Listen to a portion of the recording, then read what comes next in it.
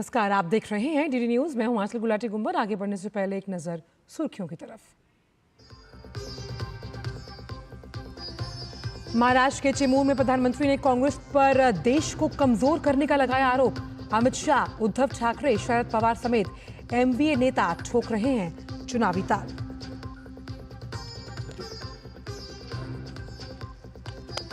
झारखंड में पहले चरण के लिए कल होने वाले मतदान की पुख्ता तैयारी। दूसरे चरण के लिए प्रचार में उतरे अमित शाह ने इंडी गठबंधन पर घुसपैठियों को संरक्षण देने का लगाया आरोप। वहीं प्रचार में जेपी नड्डा, हेमंत सोरेन समेत कई दिग्गज।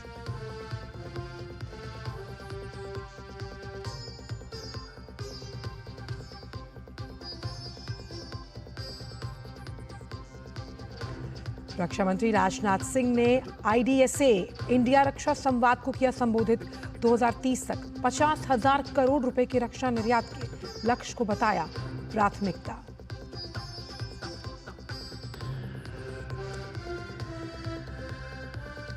झारखंड और बंगाल में ईडी का बड़ा एक्शन। अवैध बांग्लादेशी घुसपैठ से जुड़ी मनी लॉन्ड्रिंग मामले में 17 जगहों पर छापेमारी।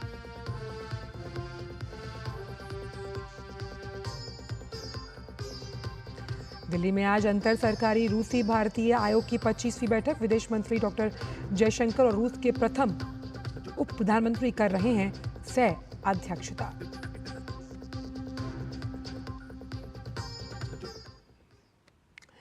और आइए अब जानते हैं इन सभी खबरों को विस्तार के साथ। महाराष्ट्र के चिमूर में प्रधानमंत्री नरेंद्र मोदी ने जनसभा की। उन्होंने कहा कि महाराष्ट्र का तेज विकास अगाड़ी वालों के बस की बात नहीं है। महाराष्ट्र में डबल इंजन की सरकार, यानी विकास की डबल रफ्तार। आज महाराष्ट्र देश का वो राज्य है जहां सबसे ज्यादा विदेशी निवेश हो रहा है। फॉरेन डायरेक्ट इन्वेस्टमेंट, यहां नए एयरपोर्ट बन रहे हैं, नए एक्सप्रेस वेज बन रहे हैं। आज महाराष्ट्र में करीब 1 दर्जन वंदे भारत ट्रेनें चल रही हैं। प्रधानमंत्री ने अपने संबोधन में महाराष्ट्र में हर क्षेत्र में विकास की बात कही। उन्होंने कहा कि हमारी सरकार संकल्प पत्र में किए अपने वायदों को पूरा करेगी। ये संकल्प पत्र में लाड़की बहनों के लिए, हमारे किसान भाई बहनों के लिए, देश की युवा शक्ति के लिए, महाराष्ट्र के विकास के लिए एक से बढ़कर एक शानदार संकल्प लिए गए। अगले 5 साल के लिए महाराष्ट्र के विकास की गारंटी बनेगा। महाराष्ट्र में विधानसभा चुनाव के लिए महायुति और महाविकास अघाड़ी दोनों गठबंधन अपनी अपनी जीत के दावे कर रहे हैं।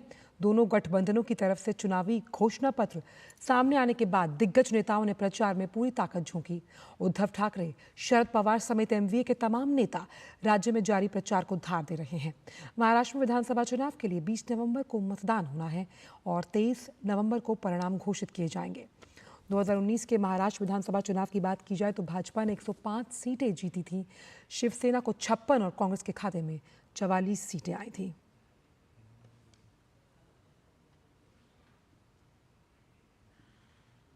भाजपा के वरिष्ठ नेता और गृह मंत्री अमित शाह ने आज झारखंड के झरिया में चुनावी जनसभा को संबोधित किया। उन्होंने जेएमएम कांग्रेस गठबंधन पर हमला बोलते हुए कहा कि इंडी गठबंधन का एक ही लक्ष्य है, घुसपैठियों को बसाना और वोट बैंक बनाना। साथ ही उन्होंने कहा कि झारखंड में भाजपा की सरकार बनने के साथ ही घुसपैठियों को बाहर का रास्ता दिखाया जाएगा। घुसपैठिए को लाल जाजम बिछाकर बुलाते हैं। आपकी युवाओं रोजी रोटी नौकरी एक घुसपैठिए ले जा रहे हैं। हमारी आदिवासी बहनों से दूसरी, तीसरी, चौथी शादी कर कर उनकी जमीन कब्जाते हैं। मैं आज धनबाद वालों कहकर जाता हूं, भाजपा सरकार बना दो, एक एक घुटपेटिये को चुन चुन कर भारत के बाहर निकालने का काम भाजपा सरकार।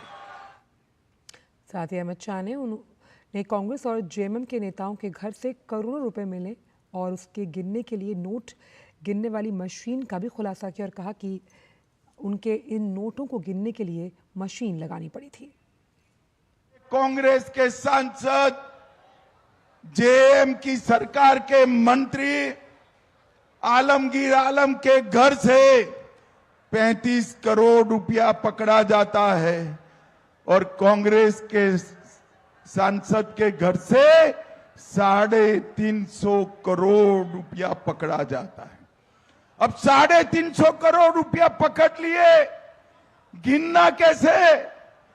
पूरी रांची की नोट गिनने की मशीन इकट्ठी की, 27 मशीनें, और पूरा दिन गिनती रही। मशीनें गर्म हो गई, इनकी नोट खत्म नहीं हुई भैया, नोट खत्म नहीं। झारखंड चुनाव में रोटी बेटी माटी एक बड़ा चुनावी मुद्दा है, जिसे लेकर बीजेपी झारखंड के लोगों के बीच जा रही है। झारखंड के गोड्डा से सांसद निशिकांत दुबे पार्टी के लिए लगातार प्रचार कर रहे हैं। करप्शन भी झारखंड चुनावों में बड़ा मुद्दा है और इन तमाम विषयों पर हमारे संवाददाता नीरज सिंह ने बात की गोड्डा के सांसद निशिकांत दुबे से। गोड्डा से सांसद निशिकांत दुबे जी इस समय हमारे साथ हैं। सर, झारखंड इलेक्शन चल रहा है, भारतीय जनता पार्टी लगातार कोशिश कर रही है झारखंड में सरकार बनाए। एक नारा भी दिया है, रोटी बेटी और माटी का। इस नारे को कैसे देखते हैं आप?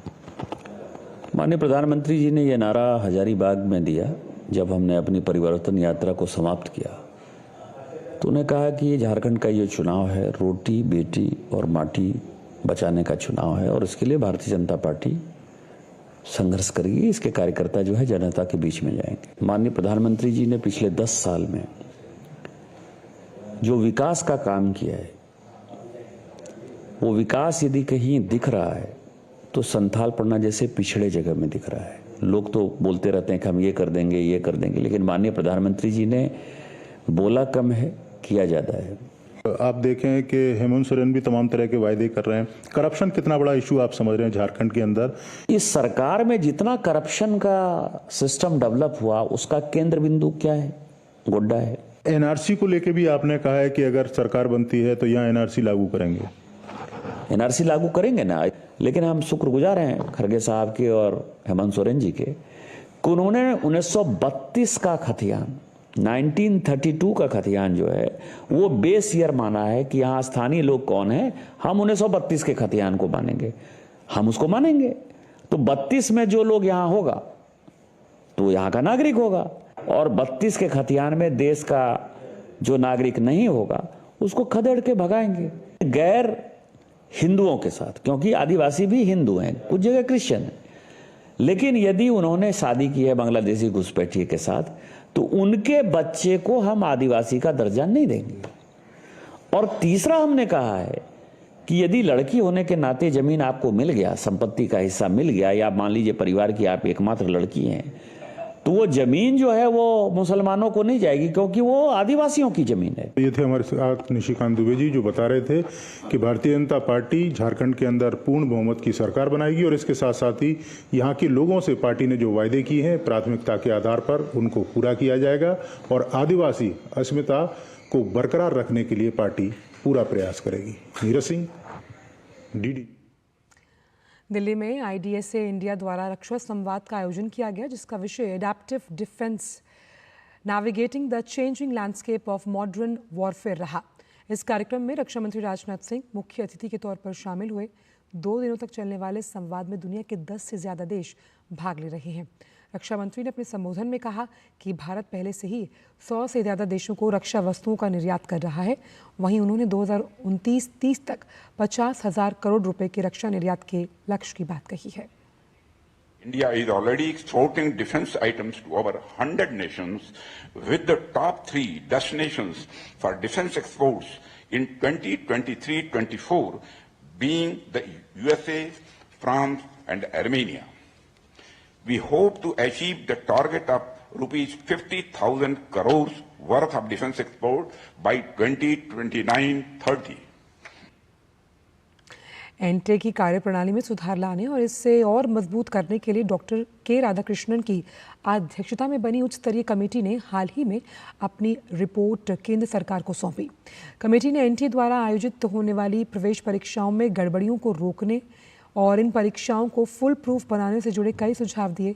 केंद्रीय शिक्षा मंत्री धर्मेंद्र प्रधान ने आज ये जानकारी देते हुए बताया कि अगले जनवरी महीने से आयोजित होने वाली सभी प्रवेश परीक्षाओं में समिति की सिफारिशों को लागू किया जाएगा। उन्होंने सभी राज्यों से भी अपील की कि प्रवेश परीक्षाओं को जीरो एरर के साथ कराने के लिए वो इन सिफारिशों को अपने राज्य में लागू करें। देश में जनवरी महीने से नया एंट्रेंस का अगले साल के लिए सीरीज शुरू हो जाएगा। उस समय में पिछले साल की जो अनुभव आया था उसके ऊपर सरकार ने बहुत सारे रिफॉर्म अप्रोच लिया है। एनटीए को एक नया रूप में ले आने का रिकमेंडेशन राधाकृष्णन कमेटी की था, सुप्रीम कोर्ट की आदेश भी हुई था। इस आलेख पे कमेटी ने अपना रिपोर्ट इसी महीने में दे भी दिया है। उसको इम्प्लीमेंटेशन करने के लिए राज्यों की भी बहुत मदद आवश्यकता है। उसके बारे में मैंने सभी को अपील किया है। एग्जामिनेशन को, विशेष करके एंट्रेंस एग्जामिनेशन को जीरो एरर तक ले जाना भारत सरकार, राज्य सरकार दोनों की दायित्व है। हम एक टीम होके हमारी देश के बच्चों को कॉन्फिडेंस बिल्ड करने के लिए काम मिलकर करेंगे। दिल्ली के पूर्व मुख्यमंत्री अरविंद केजरीवाल की याचिका पर दिल्ली हाई कोर्ट ने ईडी से जवाब मांगा। इस मामले की अगली सुनवाई 19 दिसंबर को होगी। केजरीवाल की ओर से पेश वकील ने निचली अदालत में चल रहे ट्रायल पर रोक की भी मांग की, लेकिन कोर्ट ने इस मांग को ठुकरा दिया। सेक्सुअल ट्रैफिकिंग को रोकने और पीड़ितों की सुरक्षा के लिए एक संगठित अपराध जांच एजेंसी के गठन को लेकर सुप्रीम कोर्ट ने केंद्र सरकार से हलफनामा दायर करने के लिए आदेश दिया है। सुप्रीम कोर्ट ने 2015 में दिए गए आदेश पर कहा कि बेहद अहम मामला है और 3 हफ्ते में केंद्र नया हलफनामा दाखिल करे। हालांकि केंद्र की ओर से पेश हुई अतिरिक्त सॉलिसिटर जनरल ऐश्वर्या भाटी ने कोर्ट को बताया कि पीड़ितों की सुरक्षा और सेक्सुअल ट्रैफिकिंग को रोकने के लिए केंद्र नीति बना चुका है। इसको लेकर संसद में विधेयक पारित कराने की कोशिश भी की गई है। विदेश मंत्री डॉक्टर एस जयशंकर और रूस के प्रथम उप प्रधानमंत्री डेनिस मंटरोव ने आज नई दिल्ली में व्यापार, तकनीकी, आर्थिक और सांस्कृतिक सहयोग पर भारत रूस अंतर सरकारी आयोग की 25वीं बैठक में भाग लिया। सत्र में विदेश मंत्री डॉक्टर एस जयशंकर ने व्यापार की चुनौतियों के साथ प्रगति को लेकर बात की। विदेश मंत्री ने कहा, भुगतान और लॉजिस्टिक्स के मामले में अभी कई चुनौतियां हैं। इस संबंध में उल्लेखनीय प्रगति हुई, लेकिन अभी भी कुछ काम किया जाना बाकी है। साथ ही विदेश मंत्री ने कनेक्टिविटी को लेकर कहा कि इस ओर अंतर्राष्ट्रीय उत्तर दक्षिण परिवहन गलियारा, चेन्नई व्लादिवोस्तोक गलियारा और उत्तरी समुद्री मार्ग को आगे बढ़ाने पर संयुक्त प्रयास होने चाहिए। विदेश मंत्री ने कहा कि रूस हमारे लिए फर्टिलाइजर्स के लिए एक प्रमुख रिसोर्स है। इसी तरह भारत का फार्मास्यूटिकल्स सेक्टर रूस के लिए एक किफ़ायती और विश्वसनीय स्रोत के रूप में उभरा। विदेश मंत्री ने विश्वास जताया कि 2030 तक दोनों देश $100 बिलियन अमेरिकी डॉलर के व्यापार लक्ष्य को प्राप्त करेंगे। आज लोक सेवा प्रसारण दिवस मनाया जा रहा है। 1947 में आज ही के दिन राष्ट्रपिता महात्मा गांधी आकाशवाणी भवन आए थे। इस स्मृति में हर साल 12 नवंबर को यह दिन मनाया जाता है।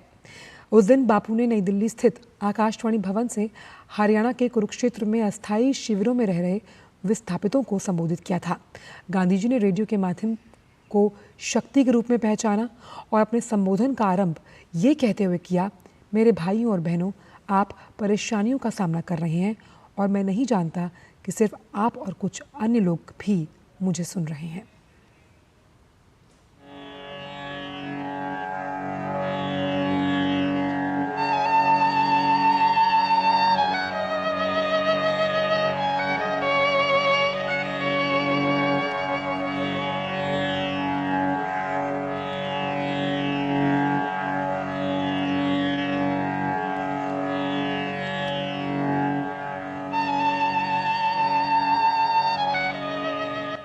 जब मैंने सुना कि आप लोगों ने करीब 2.5 लाख रिफ्यूजी पड़े हैं और मैंने सुना कि अभी भी लोग आते ही रहते हैं, तो मुझको बड़ा दुख हुआ, मुझे सोच लगी और मुझको ऐसा ही हुआ कि मैं आपके पास पहुंच जाऊं।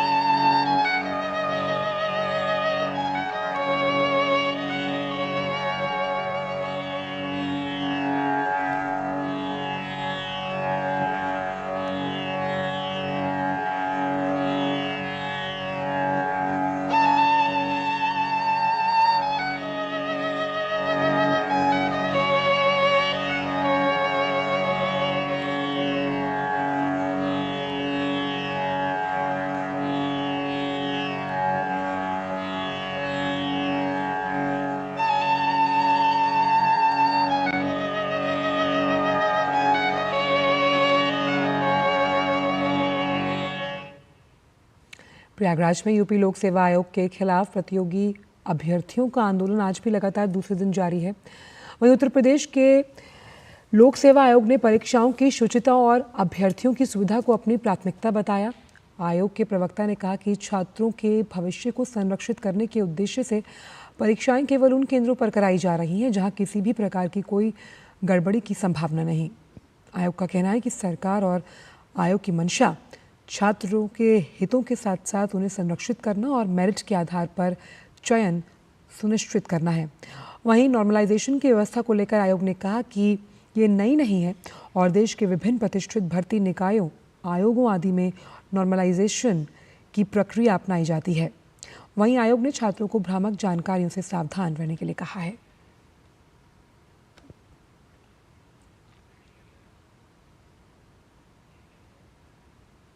परीक्षाएं केवल उन केंद्रों पर जहां गड़बड़ियों की संभावना नहीं हो, यही मानना है आयोग का और छात्रों के हितों को संरक्षित करने के आधार पर और मेरिट को ध्यान में रखते हुए चयन प्रक्रिया को पूरी तरह से आगे ले जाकर आयोग इस प्रक्रिया को अंजाम देना चाहता है।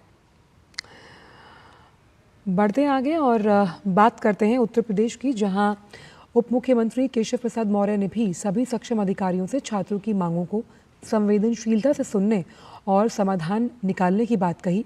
उन्होंने ये सुनिश्चित करने के लिए कहा कि छात्रों का कीमती समय आंदोलन में नहीं बल्कि उनकी तैयारियों में लगे।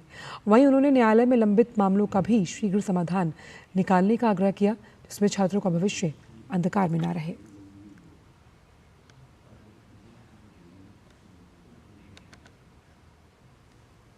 उत्तर प्रदेश के कासगंज में दर्दनाक हादसा हुआ है। कासगंज कोतवाली क्षेत्र में के मोहनपुरा गांव के पास मिट्टी की खुदाई चल रही थी और इस दौरान मिट्टी ढहने से 3 महिलाएं और एक लड़की की मौत हुई है। बताया जा रहा है कि घटना राधा स्वामी सत्संग ब्यास के पास हुई। खुदाई के काम में काफ़ी संख्या में महिलाएं और बच्चे भाग ले रहे थे। हादसे पर मुख्यमंत्री योगी आदित्यनाथ ने दुख जताया। वहीं राहत और बचाव कार्य के लिए टीमें मौके पर पहुंच गई हैं।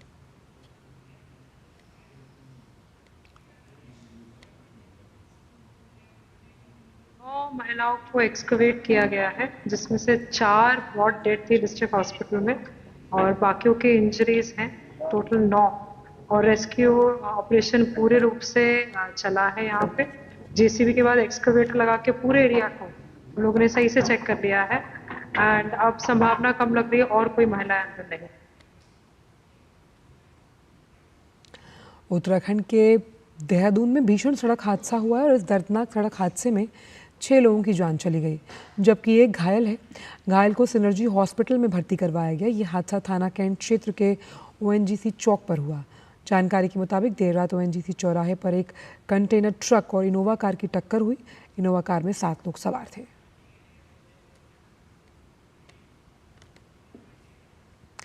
देवोत्थान एकादशी पर स्नान के लिए अयोध्या के सरयू तट पर श्रद्धालुओं का सैलाब उमड़ पड़ा है और देवोत्थान एकादशी पर भगवान विष्णु की पूजा अर्चना की जाती है।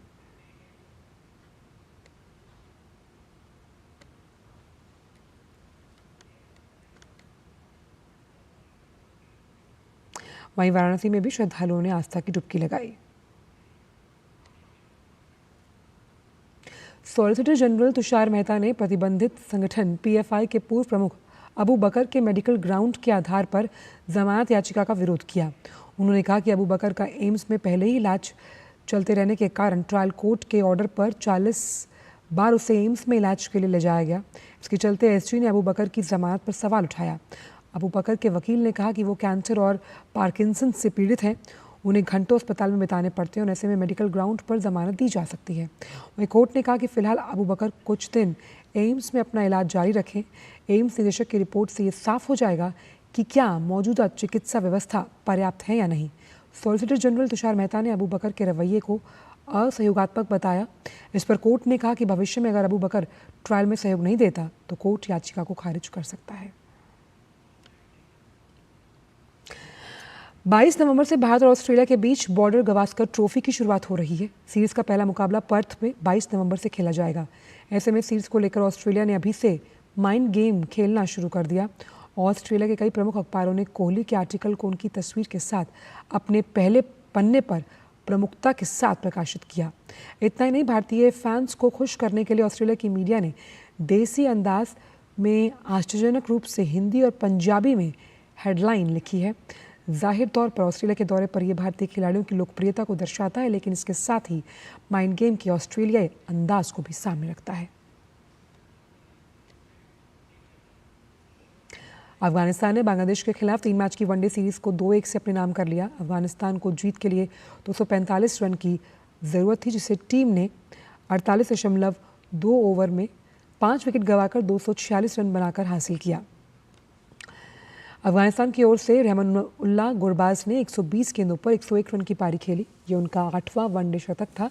इससे पहले मैच में बांग्लादेश ने टॉस जीता, बल्लेबाजी का फैसला लिया। बांग्लादेश ने 50 ओवर में 8 विकेट पर 244 रन का स्कोर किया। बांग्लादेश की ओर से मोहम्मदुल्लाह ने 98 रन की पारी खेली। बिहार की राजगीर में खेली जा रही महिला Asian champions trophy hockey tournament में भारतीय टीम ने जीत के साथ दमदार शुरुआत की है। भारतीय टीम अपने दूसरे मुकाबले में दक्षिण कोरिया के साथ मैदान पर उतरेगी। आज शाम 4:45 पर भारत और दक्षिण कोरिया के बीच ये मुकाबला खेला जाना है। भारत ने अपने पहले मुकाबले में मलेशिया की टीम को 4-0 से हराया। इस टूर्नामेंट में भारतीय महिला हॉकी टीम की कमान सलीमा टेटे संभाल रही हैं। और वहीं खेल मंत्रालय ने भारत की ब्लाइंड क्रिकेट टीम की पाकिस्तान में होने वाली T20 का जो वर्ल्ड कप है उसे खेलने के लिए एनओसी दे दी है और इस महीने के अंत में ही पाकिस्तान में ये टूर्नामेंट होना है। पाकिस्तान में प्रतियोगिता 23 नवंबर से 3 दिसंबर तक खेली जानी है। हालांकि खेल मंत्रालय की ओर से एनओसी मिलने के बाद भी टीम का पाकिस्तान जाना कंफर्म नहीं, क्योंकि गृह मंत्रालय और विदेश मंत्रालय से अंतिम इजाज़त मिलनी अभी बाकी है। भारतीय क्रिकेट टीम को वर्ष 2018 में भी अनुमति नहीं मिली थी, जबकि पिछले साल भारत में हुए इसी विश्व कप के लिए पाकिस्तानी टीम भारत नहीं आई थी। 2 बार की ओलंपिक पदक विजेता पीवी सिंधु और लक्ष्य सेन आज से शुरू हो रहे कुमामोतो मास्टर्स जापान सुपर 500 टूर्नामेंट में भारतीय चुनौती की अगुवाई करते हुए फॉर्म पर लौटने का प्रयास करेंगे। इन दोनों खिलाड़ियों को पेरिस ओलंपिक में निराशाजनक प्रदर्शन के बाद अपनी सर्वश्रेष्ठ फॉर्म पाने के लिए संघर्ष करना पड़ा। सिंधु डेनमार्क ओपन सुपर 750 में क्वार्टर फाइनल में पहुंची थी, लेकिन लक्ष्य सेन आर्कटिक ओपन सुपर 500 और डेनमार्क ओपन दोनों में जल्द बाहर हुए। सिंधु करीब 24 महीनों से संघर्ष कर रही हैं। उन्होंने 2022 में सिंगापुर ओपन का खिताब जीता था, जिसके बाद चैंपियन बनने के लिए वो चुनौती पेश कर रही हैं। रियो ओलंपिक 2016 में रजत और टोक्यो ओलंपिक में कांस्य पदक जीतने वाली सिंधु इस साल पेरिस ओलंपिक में पदक नहीं जीत सकी और उन्हें खाली हाथ लौटना पड़ा था। एटीपी फाइनल्स में कैस्पर रूड ने अपने दमदार खेल से कार्लोस अल्काराज को चौंका दिया। रूड ने अल्काराज के खिलाफ सोमवार को खेले गए मुकाबलों को 6-1, 7-5 से अपने नाम किया। नॉर्वे के कैस्पर रूड ने इस सीज़न की ये 50वीं जीत हासिल की है। हालांकि पिछले 12 मैचों में उनकी सिर्फ तीसरी जीत रही। कैस्पर रूड अब अगले मुकाबले में अलेक्जेंडर ज़वेरेव से भिड़ेंगे। फीफा विश्व कप 2026 के क्वालिफायर में शुक्रवार को अर्जेंटीना का सामना पैराग्वे से होगा। इस मुकाबले को लेकर अर्जेंटीना की टीम लगातार मैदान पर पसीना बहा रही है। बड़ी बात यह है कि इस मुकाबले के लिए मेसी भी टीम के साथ मैदान पर जमकर प्रैक्टिस कर रहे हैं। वैसे पैराग्वे की टीम अच्छे फॉर्म में है और पिछले 4 मैच से टीम अपराजित रही। टीम स्टैंडिंग्स में फिलहाल 6ठे स्थान पर है।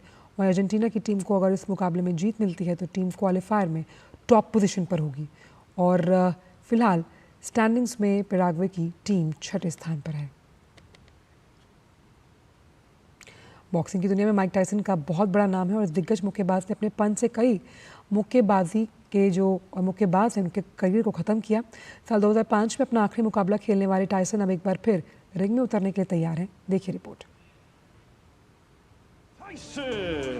माइक टायसन, जिनका नाम बॉक्सिंग की दुनिया में सबसे बड़े चैंपियनों में लिया जाता है, एक बार फिर बॉक्सिंग रिंग में नजर आएंगे। दरअसल मुक्केबाजी के दीवानों को शुक्रवार को एक ऐतिहासिक मुकाबला देखने को मिलेगा, जहां माइक टायसन के सामने यूट्यूबर से पेशेवर मुक्केबाज बने जैक पॉल होंगे। मुकाबला टेक्सास में आयोजित होगा और इस मुकाबले पर लगभग $80 मिलियन की राशि इनाम के तौर पर रखी गई है। जैक पॉल की बात करें तो यूट्यूब पर वीडियो के लिए ये प्रसिद्ध थे, लेकिन धीरे धीरे करके मुक्केबाजी में उनकी रुचि ने उन्हें पेशेवर मुक्केबाज के तौर पर सामने रख दिया। जैक पॉल की स्टाइल की बात करें तो ये मुक्केबाज काफी आक्रामक अंदाज में अपनी फाइट को सामने रखता है। ऐसे में टायसन के लिए पॉल के मुक्कों का जवाब देना आसान नहीं रहने वाला। वैसे माइक टायसन 1980 और 1990 के दशक में अपने दमदार पंच और शानदार तकनीक के लिए जाने जाते हैं। 20 साल की छोटी सी उम्र में हैवीवेट चैंपियन बनने का रिकॉर्ड माइक टायसन के नाम है। ऐसे में टायसन का अनुभव और उनकी आक्रामकता उनको बेहतर रूप में सामने रख सकती है। वैसे जाहिर तौर पर टायसन और जैक पॉल के बीच होने वाली ये भिड़ंत सिर्फ बॉक्सिंग रिंग तक सीमित नहीं होगी, बल्कि ये कहीं ना कहीं दो पीढ़ियों के बीच के संघर्ष को भी सामने रखेगी। निश्चित रूप से इस मुकाबले पर दुनिया भर की निगाहें होंगी, जहां एक तरफ टायसन को लोग दोबारा पंच लगाते देखने के लिए बेताब दिखेंगे, तो वहीं युवा ऊर्जा से भरपूर जैक पॉल का तूफानी अंदाज भी लोगों को रोमांचित करेगा। Sports desk, DD news. और फिलहाल समाचारों में इतना ही। दीजिए इजाजत। नमस्कार।